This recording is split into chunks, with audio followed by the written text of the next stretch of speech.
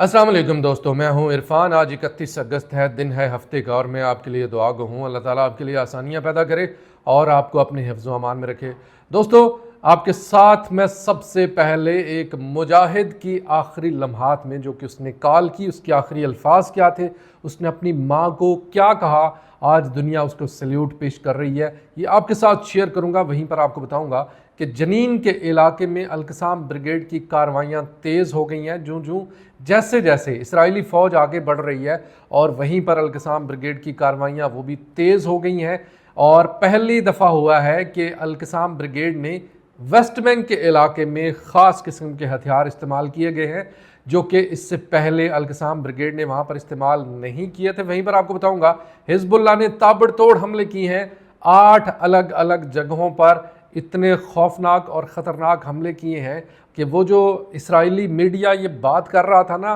कि हिज़्बुल्लाह के हमले अब कमज़ोर पड़ गए हैं, और हिज़्बुल्लाह के हमलों में अब पहले जैसी शिद्दत नहीं रही क्योंकि हमने प्री एम्प्टिव स्ट्राइक की है, तो उसके बाद हिज़्बुल्लाह की कमर टूट गई है। तो वो अब अपना मुंह छुपाते फिर रहे हैं कि वो अब क्या बात करें मीडिया से, किस तरह से बात करें, क्योंकि हिज़्बुल्लाह के हमले तो तेज़ हो गए हैं। इन 8 जगहों पर ये इतलात हैं कि सेहोनी फ़ौज अपना साजो सामान छोड़ कर भागी है। ये तमाम डिटेल आपके साथ में शेयर करूंगा, लेकिन सबसे पहले आप सुनिए कि एक फ़लस्तीनी मुजाहिद जब उसको गोली लग चुकी होती है, एक झड़प के दौरान, खूनरेज़ झड़प के दौरान जब उसे गोली लग चुकी होती है और उसे अपनी शहादत सामने नज़र आ रही होती है, तो उसके आखिरी अल्फाज क्या थे। उसने आखिरी कॉल अपनी माँ को मिलाई, और आखिरी कॉल मिलाते हुए उसके अल्फाज थे कि मुझे गोली लग चुकी है, ये मेरी आखिरी सांस है, मैं अल्लाह से दुआ करता हूँ कि अल्लाह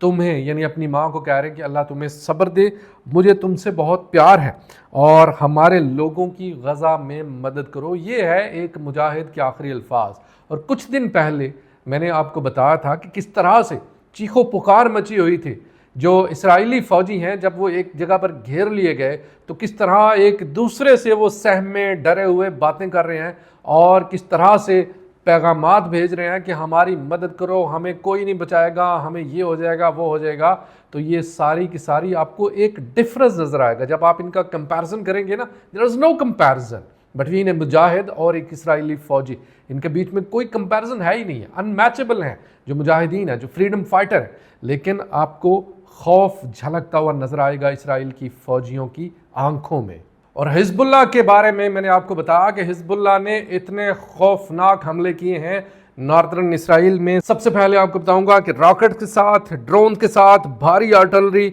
और मिसाइल बहुत बड़ी तादाद में चलाए गए हैं नॉर्दर्न इसराइल पर। इतनी बड़ी तादाद में ये मिसाइल दागे गए हैं, इतनी बरसात की गई है मिसाइलों की और ड्रोनों की कि नॉर्दर्न इसराइल के बहुत सारे इलाकों में एमरजेंसी नाफिज कर दी गई है। इस 10 महीने के अंदर अंदर ये पहली दफ़ा है कि नॉर्दर्न इसराइल में एमरजेंसी लगानी पड़ी है। इतनी ज़्यादा खौफनाक हमले किए हैं हिज़्बुल्लाह ने। और वहीं पर आपको बताऊं कि हिज़्बुल्लाह ने मिसाइल लॉन्च किए हैं 8 अलग अलग साइट्स पर, 8 डिफरेंट जगहों पर, जहां पर सायरन की आवाज़ें आ रही हैं, जहां पर सायरन चीखते चिंगाड़ते हुए सारा दिन गुजर गया है कि वहां पर सायरन चुप नहीं हो रहे, सायरन अभी तक मुसलसल शोर मचा रहे हैं, और ये खबरदार कर रहे हैं सेटलर्स को कि शेल्टर्स में घुस जाओ वरना हिज़्बुल्लाह के रॉकेट्स और ड्रोन्स तुम्हें नहीं छोड़ेंगे। खासकर एक इलाका है नॉर्दर्न बैतुल-लहम, वहां पर एक बहुत बड़ा धमाका हुआ है जो कि मीलों दूर से सुनाई दिया गया है। इसके बारे में इतलात हैं कि बहुत बड़ा नुकसान इस धमाके के नतीजे में हुआ है। हिज़्बुल्लाह को ज्यादा गुस्सा इस बात पर भी है कि गुज़िश्ता रात जो गुजरी है वो हिज़्बुल्लाह पर बहुत भारी गुजरी है। रात के 3 बजे हिज़्बुल्लाह के टाइम के मुताबिक, यानी लबनान के टाइम के मुताबिक, लबनान के 5 गांव हैं जिन पर शदीद बमबारी की गई है, और तमाम के तमाम बम्स और तमाम के तमाम फाइटर जेट जिन्होंने सिविलियन इलाकों को निशाना बनाया है। ये 5 गांव, यहाँ पर काफ़ी सारे सिविलियंस ज़ख्मी हुए हैं और काफ़ी सारे सिविलियन शहीद भी हुए हैं। इसके जवाब में हिज़्बुल्लाह ने बहुत बड़ी कार्रवाइयाँ उसी वक्त शुरू कर दी, और उन कार्रवाइयों के नतीजे में अभी तक इसराइली मीडिया खुद ये रिपोर्ट कर रहा है कि बहुत बड़े पैमाने पर नुकसान की इतलात हैं। और वंस अगेन जो नॉर्दर्न इसराइल है वहाँ पर एक बार फिर से हिज़्बुल्लाह की बड़ी कार्रवाई, बड़ा धावा वहाँ पर जारी है। और यमन के हौथी भी किसी से कम नहीं है। वंस अगेन यमन के हौथियों को एक शिकार नजर आया, इसराइली लिंक्ड जहाज जो कि गल्फ ऑफ अदन के मशरक में یہ نظر آیا یمن کے ہوتھیوں کو۔ کافی دنوں کے بعد یمن کے ہوتھی اس کا انتظار کر رہے تھے کہ کوئی جہاز ہتھے چڑھے، اور انہوں نے اس کو نشانہ بنایا، اس کے اوپر 2 دھماکے کیے گئے، اور اس جہاز کی قسمت کے بارے میں آپ جانتے ہیں کہ اس کی قسمت کیا ہوگی۔ اس کی قسمت میں ڈوبنا لکھا جا چکا ہے، اور یہ آہستہ آہستہ گہرے پانیوں میں ڈوبتا ہوا آپ کو نظر آئے گا۔ اور قابض بزدل فوج کی کارروائیاں بھی جاری ہیں، جہاں پر ایک طرف اسے مجاہدین سے مار پڑتی ہے تو وہ اس کا بدلہ لیتا ہے عام سویلین سے۔ نصیرت ریفیوجی کیمپ کے علاقے میں فلسطینیوں کے گھروں پر آرٹلری کی شیلنگ کی گئی ہے، جس میں 9 فلسطینی شہید ہو چکے ہیں۔ یہ کارروائیاں ونس اگین اسرائیلی فوج کی جاری ہیں، اور غزہ کے علاقے کے ساتھ ساتھ وہیں پر آپ کو بتا دوں کہ اس وقت ویسٹ بینک کا علاقہ شدید خطرات میں گھرا ہوا ہے۔ اس وقت جو جنین شہر ہے اس کے اوپر یہ قابض بزدل فوج اس وقت قبضہ کرنے کا سوچ رہی ہے۔ جس طرح غزہ کے اندر ایک ایک شہر کو ملیا میٹ کیا گیا، بالکل وہی طریقہ کار اپناتے ہوئے یہاں پر بھی پہلے گھروں کو خالی کروایا جاتا ہے۔ جنین کے علاقے میں مائکرو فون کے اوپر کوئی اور وارننگ نہیں دی گئی، کوئی اور ٹائم بھی نہیں دیا گیا، صرف مائکرو فون کے اوپر بتایا گیا لوگوں کو کہ گھروں کو چھوڑ دیں، گھروں کو خالی کر دیں، ایویکویٹ کر دیں اور نکل جائیں۔ کہاں نکل جائیں اس کا کوئی جواب نہیں ہے کسی کے پاس، اور لوگ بیچارے گھروں کے اندر سے ساز و سامان جو کچھ بھی وہ لے سکتے تھے وہ لیا اور نکل پڑے، کیونکہ قابض فوج اس کے بعد کیا کرتی، اس کے بعد جو بھی وہاں پر نظر آتا اس کو شہید کر دیتی۔ اور پہلی دفعہ مصر کے اندر اسرائیل کے حوالے سے ایک ایسا واقعہ پیش آیا جس کا اسرائیل بالکل وہم و گمان میں بھی نہیں تھا کہ مصر کے اندر ہمارے ساتھ کچھ اس طرح کا ہو سکتا ہے۔ مصر کے اندر ایک جگہ ہے تابا کے اندر ایک ہوٹل تھا، وہاں پر کچھ اسرائیلی آئے اور اپنی ترنگ میں آ کر وہاں پر بیٹھ کے، اب مصر کے جو لوگ ہیں، مصر کی گورنمنٹ کو چھوڑ دیں، مصر کی گورنمنٹ بے شک امریکہ کی پپٹ ہے، امریکہ کی راکھیل آپ کہہ سکتے ہیں، جو بھی ہے، لیکن مصر کے لوگ جو ہیں ان کو اسرائیل کے اوپر بڑا غصہ ہے اور وہ بھرپور سپورٹ کرتے ہیں غزہ کے لوگوں کو۔ تو اس ہوٹل کے جو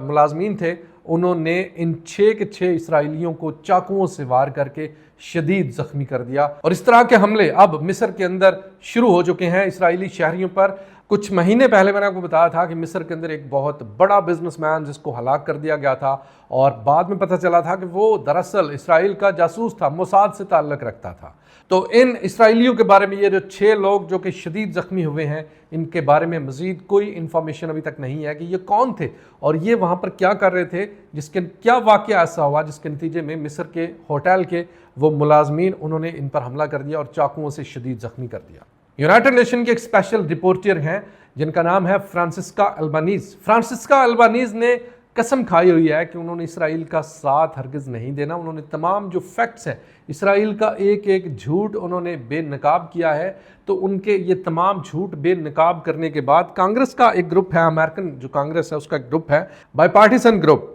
اس گروپ نے اس کو یعنی فرانسسکا البانیز کو ہٹانے کے اوپر زور دیا ہے، کہا کہ اس کو ہٹا دیا جائے۔ اب اس کے بارے میں جو امریکہ کا امبیسڈر ٹو یو این ہے، یونائٹڈ نیشن کی طرف جو امبیسڈر ہے، اس نے کہا کہ اس کو یو این سے کسی پوسٹ کے لیے یہ موضوع نہیں ہے، اس کو ہٹا دینا چاہیے۔ اس کے جواب میں البانیز نے کہا کہ مجھے پتہ ہے کہ میں ایک ایسی آواز ہوں جو امریکہ کے لیے مسائل پیدا کر رہی ہے، کیونکہ میں ان جھوٹوں کو بے نقاب کرتی ہوں جو اسرائیل نے پھیلائے ہیں۔ اس جنگ کا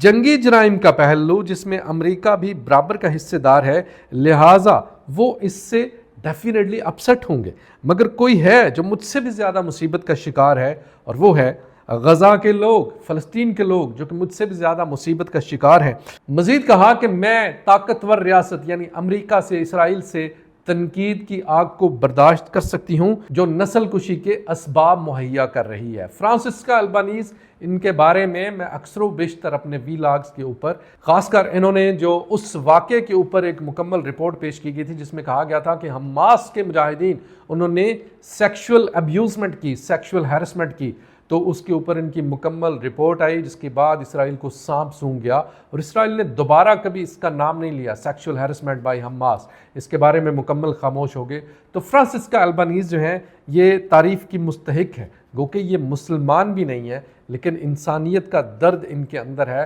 اور یہ ان ہزاروں، میں ونس اگین اپنی بات کو ریپیٹ کروں گا، میں ان ہزاروں اربوں سے ان کو بہتر سمجھتا ہوں جو کہ دم سادے ہوئے، جس طرح خطرہ نظر آتے ہی نا، شتر مرغ زمین کے اندر اپنی گردن کو